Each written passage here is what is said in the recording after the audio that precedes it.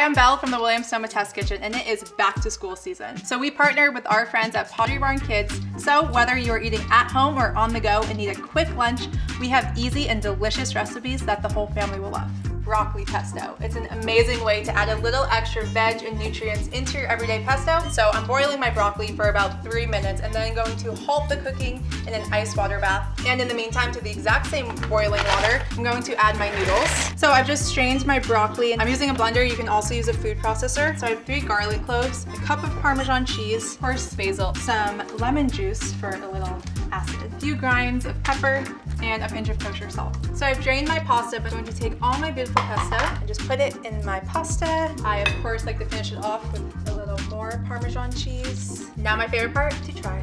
That is so good. You can barely taste the broccoli. Also a good trick to trick the adults in your life or yourself into eating more broccoli as well. So good. So let's pack it up.